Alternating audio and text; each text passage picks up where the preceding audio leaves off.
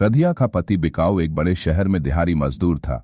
रधिया पहले गांव में ही रहती थी, पर कुछ महीने पहले बिकाऊ उसे शहर में ले आया था। वे दोनों एक झुग्गी बस्ती में किराए की कोठरी लेकर रहते थे। रधिया को खाना बनाने से लेकर हर काम उसी कोठरी में ही करना पड़ता था। सुबह शाम निबटने के लिए उसे बोतल लेकर सड़क के किनारे जाना पड़ता था। उसे शुरू में खुले में नहाने में बड़ी शर्म आती थी, पता नहीं कौन देख ले, पर धीरे धीरे वह इसकी आदी हो गई। बिकाऊ 2 रोटी खाकर और 4-6 टिफिन में लेकर सुबह 7 बजे निकलता, तो फिर रात के 9 बजे से पहले नहीं आता था। उसकी 12 घंटे की ड्यूटी थी। जब बिकाऊ को महीने की तनख्वाह मिलती तो रधिया बिना बताए ही समझ जाती थी, क्योंकि उस दिन वह दारू पी कर आता था। रधिया के लिए वह दोने में जलेबी लाता और रात को उसका कचूमर निकाल देता। बिकाऊ रधिया से बहुत प्यार करता था, पर उसकी तनख्वाह ही इतनी कम थी कि वह रधिया के लिए कभी साड़ी या कोई दूसरी चीज नहीं ला पाता था। एक दिन दोपहर में रधिया अपनी कोठरी में लेटी थी कि दरवाजे पर कुछ आहट हुई। वह बाहर निकली तो सामने एक जवान औरत को देखा। उस औरत ने मुस्कुरा कर कहा, मेरा नाम मालती है, मैं बगल की झुग्गी में ही रहती हूँ। तुम जब से आई हो कभी तुम्हें बाहर निकलते नहीं देखा। मर्द तो काम पर चले जाते हैं, बाहर निकलोगी तभी तो जान पहचान बढ़ेगी। अकेले पड़े पड़े तो तुम परेशान हो जाओगी। चलो मेरे कमरे पर वहां चलकर बातें करते हैं। रधिया ने कहा, मैं यहाँ नई आई हूं, किसी को जानती तक नहीं। अरे कोठरी से निकलोगी तब तो किसी को जानोगी। रधिया ने अपनी कोठरी में ताला लगाया और मालती के साथ चल पड़ी। जब वह मालती की झुग्गी में घुसी तो दंग रह गई। उसकी झुग्गी में 2 कोठरी थी, रंगीन टेलीविजन, फ्रिज, जिसमें से पानी निकालकर उसने रधिया को पिलाया। रधिया ने कभी फ्रिज नहीं देखा था, नहीं उसके बारे में सुना था। रधिया ने पूछा, बहन यह कैसी अलमारी है? इस पर मालती मन ही मन मुस्करा दी। उसने कहा, यह अलमारी नहीं, फ्रिज है। इसमें रखने पर खाने पीने की कोई चीज हफ्तों तक खराब नहीं होती। पानी ठंडा रहता है, बर्फ जमा सकते हैं। पिछले महीने ही तो पूरे 10,000 रुपए में लिया है। रधिया ने हैरानी से पूछा, बहन तुम्हारे आदमी क्या काम करते हैं? मालती ने कहा, वही जो तुम्हारे आदमी करते हैं, बगल वाली केमिकल फैक्ट्री में मजदूर हैं। पर उनकी कमाई से यह सब नहीं है, मैं भी तो काम करती हूँ। यहाँ रहने वाली ज्यादातर औरतें काम करती हैं, नहीं तो घर नहीं चले। बहन मैं तो कहती हूँ कि तुम भी कहीं काम पकड़ लो। काम करोगी तो मन भी बहला रहेगा और हाथ में 2 पैसे भी आएंगे। पर मुझे क्या काम मिलेगा? मैं तो अनपढ़ हूँ। तो मैं कौन सी पढ़ी लिखी हूँ, किसी तरह दस्तखत कर लेती हूँ। यहाँ अनपढ़ों के लिए भी काम की कमी नहीं है। तुम चौका बर्तन तो कर सकती हो, कपड़े तो साफ कर सकती हो, चाय नाश्ता तो बना सकती हो। ऐसे काम कोठियों में खूब मिलते हैं और पैसे भी अच्छे मिलते हैं। नाश्ता चाय तो हर रोज मिलता ही है, त्योहारों पर नए कपड़े और दिवाली पर गिफ्ट। आज मैं अपनी कमाई में से ही 2 बच्चों को प्राइवेट स्कूल में पढ़ा रही हूँ। इनकी कमाई तो झुग्गी के किराए, राशन और दारू में ही खर्च हो जाती है। क्या मुझे काम मिलेगा? रधिया ने जल्दी से पूछा, करना चाहोगी तो कल से ही काम मिलेगा। जहां मैं काम करती हूँ उसके बगल में रहने वाली कोठी की मालकिन कामवाली के बारे में पूछ रही थीं। वे एक बड़े स्कूल में पढ़ाती हैं, उनके मर्द वकील हैं, 2 बच्चे हैं जो माँ के साथ ही स्कूल जाते हैं। मैं आज शाम को ही पूछ लूंगी और पैसे की बात भी कर लूंगी। मालकिन अगर तुम्हारे काम से खुश हुए तो तनख्वाह के अलावा ऊपरी कमाई भी हो जाती है। इस बीच मालती ने प्लेट में बिस्कुट और नमकीन सजाकर उसके सामने रख दिए।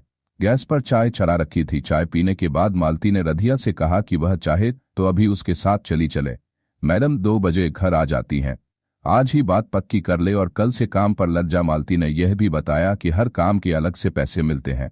अगर सफाई करानी हो तो उसके 300 रुपए, कपड़े भी धुलवाने हों तो उसके अलग से 300 रुपए, अगर सारे काम कराने हों तो कम से कम 2,000 रुपए। मालती कपड़े बदलने लगी।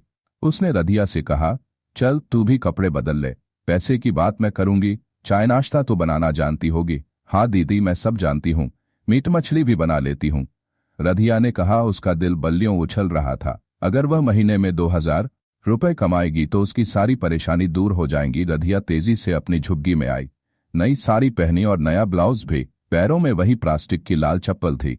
उसने आंखों में काजल लगाया और मालती के साथ चल पड़ी। रधिया थी तो सांवली, पर जोबन उसका गदराया हुआ था और नैनक्श बड़े तीखे थे। गांव में न जाने कितने मर्द उस पर मरते थे, पर उसने किसी को हाथ नहीं लगाने दिया। इस मामले में वह बड़ी पक्की थी। रास्ते में मालती ने कहा, बहन अगर तुम्हारा काम बन गया तो मैं महीने की पहली पगार का आधा हिस्सा लूंगी। यहाँ यही रिवाज है। मालती एक कोठी के आगे रुकी। उसने घंटी बजाई तो मालकिन ने दरवाजा खोला। मालती ने उन्हें नमस्ते किया। रधिया ने भी हाथ जोड़कर नमस्ते किया। मालती 2 साल पहले उनके घर भी काम कर चुकी थी। गेट खोलकर अंदर जाते ही मालती ने कहा, मैडम जी, मैं आपके लिए बाई लेकर आई हूं। अच्छा, बाई तो बड़ी खूबसूरत है, पहले कहीं काम किया है? मैडम ने रधिया से पूछा। मालती ने जवाब दिया, अभी गांव से आई है पर हर काम जानती है। मीट मछली तो ऐसी बनाती है कि खाओ तो उंगलियां चाटती रह जाओ। मेरे इलाके की ही है, इसीलिए मैं आपके पास लेकर आई हूं। अब आप बताओ कि कितने काम कराने हैं? मैडम ने कहा, देख मालती, काम तो सारे ही कराने हैं। सुबह का नाश्ता और दिन में लंच तैयार करना होगा। रात का डिनर मैं खुद तैयार कर लूंगी। कपड़े धोने ही पड़ेंगे, साफ सफाई, बर्तन पोछा, यही सारे काम है। सुबह जल्दी आना होगा। मैं 7:30 बजे तक घर से निकल जाती हूँ।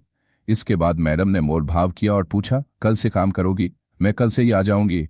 जब काम करना ही है तो कल क्या और परसों क्या? रधिया ने कहा। रात में जब बिकाऊ घर लौटा तो रधिया ने उसे सारी राम कहानी सुनाई। बिकाऊ ने कहा, यह तो ठीक है कि तू काम पर जाएगी, पर कोठियों में रहने वाले लोग बड़े घटिया होते हैं, काम वालियों पर बुरी नजर रखते हैं। यह मालती बड़ी खेलिखाई औरत है। जिन कोठियों में काम करती है वहां मर्दों को फांस कर वह खूब पैसे ऐंठती है। ऐसे ही नहीं, इसके पास फ्रिज और महंगी महंगी चीजें हैं। इस पर रधिया ने कहा, मुझ पर कोई हाथ ऐसे ही नहीं लगा सकता। गांव में भी मेरे पीछे कुछ छिछोरे लगे थे, पर मैंने किसी को घास नहीं डाली। एक दिन दोपहर में मैं कुएं से पानी भरने गई थी। जेठ की दोपहरी, रास्ता एकदम सुनसान था। तभी न जाने कहां से बाबू साहब का बड़ा लड़का आ टपका और अचानक उसने मेरा हाथ पकड़ लिया। मैंने उसे ऐसा धक्का दिया कि कुएं में गिरते गिरते बचा और फिर भाग ही खड़ा हुआ। मैं दबने वाली नहीं हूं, पर मैंने बात कर ली है। दुनिया में बुरे भले हर तरह के लोग हैं। बिकाऊ ने कहा, तू जैसा ठीक समझ, मुझे तुझ पर पूरा भरोसा है। दूसरे दिन रधिया सुबह जल्दी उठी और मालती को साथ लेकर 6 बजे तक कोठी पर पहुंच गई।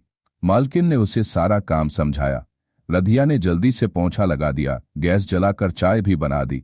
तू भी समय से नाश्ता कर लेना, चाहो तो बाथरूम में नहा भी सकती हो। साहब निकल जाएं तो कुछ कपड़े हैं, उन्हें धो लेना। थोड़ी देर में रधिया साहब के लिए चाय बनाने चली गई। ठक की आवाज कर वह कमरे में आ गई और बेड के पास रखी छोटी मेज पर ट्रे को रख दिया। साहब ने रधिया को गौर से देखा और कहा, देखना, बाहर अखबार डाल गया होगा, जरा लेती आना। रधिया बाहर से अखबार लेकर आ गई और साहब की तरफ बढ़ा दिया। इसी बीच साहब ने 500 का एक नोट उसकी तरफ बढ़ाया। रधिया ने कहा, यह क्या? यह रख ले। मालती ने तुझसे 500 रुपए ले लिए होंगे, पहले वह यहां काम कर चुकी है। तुम ये 500 रुपए ले लो, पर मैडम से मत कहना। तनख्वाह मिलने पर मैं अलग से 500 तुझे फिर दे दूंगा, यह मुआवजा समझना। लेकिन रधिया ने अपना हाथ नहीं बढ़ाया। इस पर साहब ने उसे 500 के 2 नोट लेने को कहा। रधिया ने साहब के बार बार कहने पर पैसे ले लिए और कपड़े धोने में लग गई। कपड़े धोकर जब तक उन्हें छत पर सुखाने डाला तब तक साहब नहा धोकर तैयार थे। उसने उनके नाश्ते के लिए आमलेट और ब्रेड तैयार किया, फिर चाय बनाई। नाश्ता करने के बाद साहब बोले, तूने तो अच्छा नाश्ता तैयार किया, पर नाश्ते से ज्यादा तू अच्छी लगी। चाय देते समय उसने जानबूझकर ब्लाउज का बटन ढीला कर दिया और ओढ़नी किनारे रख दी। अब मैं चलता हूं, किसी चीज की जरूरत हो तो मुझसे कहना, संकोच करने की जरूरत नहीं है। साहब ने उसे टेलीविजन खोलना और बंद करके दिखाया और अपना बैग रधिया को पकड़ा दिया। बैग लेकर रधिया उनके पीछे पीछे कार तक गई।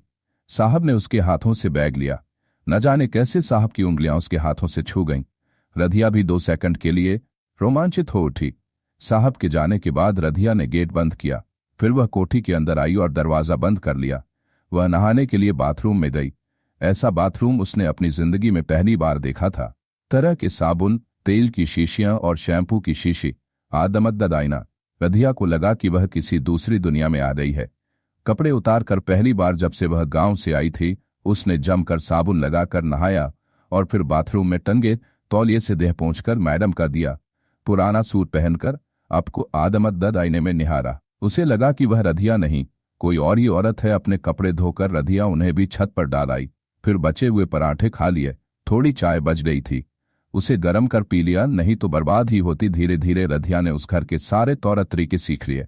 वह सारा काम जल्दी जल्दी निपटा देती और किसी को शिकायत का मौका नहीं देती। मैडम उसके काम से काफी खुश थीं। 1 महीना कब बीत गया उसे पता ही नहीं चला। महीना पूरा होते ही मैडम ने उसे बकाया पगार दे दी। उस दिन वह काफी खुश थी। शाम तक जब वह अपनी झुग्गी में लौटी तो उसने सबसे पहले 1000 रुपए जाकर मालती को दे दिए। मालती ने उसे चाय पिलाई और हालचाल पूछा। उसने इशारों में ही पूछा कि साहब से कोई दिक्कत तो नहीं। रधिया ने कहा, ऐसा नहीं है, मालती ने कहा। अगर तू चाहे तो शाम को किसी और घर में लग जा, और कुछ नहीं तो 1,000 रुपए वहां से भी मिल जाएंगे। इस पर रधिया ने कहा, सोचूंगी, अपने घर का भी तो काम है। साहब तो अपनी चाय उसी से लेते, जब मैडम आसपास न हो तो उसे ही देखते रहते और रधिया मजे लेती रहती। रधिया समझ गई थी कि मालिक की निगाह उसकी जवानी पर है। वे उसे पैसे देते तो वह पहले लेने से मना करती, पर वे जबरन उसे दे ही डालते और कहते, देख रधिया, अपने पास पैसों की कमी नहीं है, फिर 1,000 रुपए की आज कीमत ही क्या है। तेरे काम ने मेरा दिल जीत लिया है। कई औरतों ने इस घर में काम किया, पर तेरी सुघड़ता उनमें नहीं थी। रधिया चुप रह जाती। साहब कुछ हाथ मारना चाहते थे, पर समझ ही नहीं आता था। एक दिन मैडम ने उससे कहा, रधिया, हमारे स्कूल से टूर जा रहा है, मैं भी जा रही हूं और बच्चे भी, घर में सिर्फ साहब रहेंगे। हमें टूर से लौटने में 10 दिन लगेंगे। आने जाने के टाइम का तुम समझ लेना। साहब को कोई दिक्कत न हो। पहले आमलेट बना दे, और तू ऐसा करना, लंच के साथ डिनर भी तैयार कर फ्रिज में रख देना। साहब रात में गरम करके खा लेंगे। ठीक है, रधिया ने कहा और अपने काम में लग गई। मैडम की गए 10वां दिन था। रधिया जब ठीक समय पर चाय और पानी का गिलास लेकर साहब के कमरे में पहुंची तो उन्होंने कहा, आज कोर्ट नहीं जाना है, वकीलों ने हड़ताल कर दी है। फ्रिज में एक बोतल पड़ी होगी, वह ले आ, मैं थोड़ी ब्रांडी लूंगा, मुझे ठंड लग गई है। रधिया रसोई में आमलेट बनाने चली गई। आमलेट बनाकर उसे प्लेट में रखकर वह साहब के कमरे में गई तो वे वहां नहीं थे। उसने सोचा कि शायद बाथरूम गए होंगे।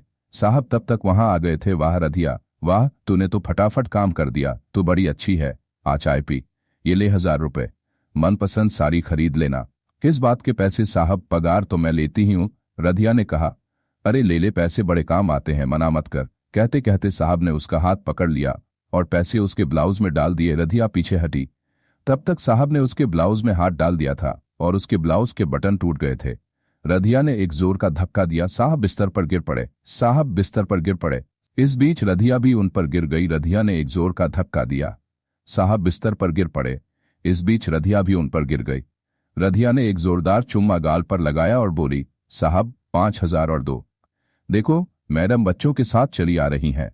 साहब ने कहा, रधिया, तू जल्दी यहां से निकल, और अपना पूरा पर्स उसे पकड़ा दिया। फिर राधियानी पद से पूरे पैसे निकाले और फिर वहां से चली गई। दोस्तों, यह तो रहे खेली खाई औरत की कहानी। दोस्तों, कहानी पसंद आई हो तो वीडियो को लाइक और चैनल को सब्सक्राइब कर लीजिएगा। दोस्तों, इसी तरह की कहानी अगर सुनना चाहते हो तो हमारे साथ जुड़े रहिए। दोस्तों, मिलते हैं नई कहानी में नए वीडियो के साथ। तब तक के लिए जय हिंद, जय भारत।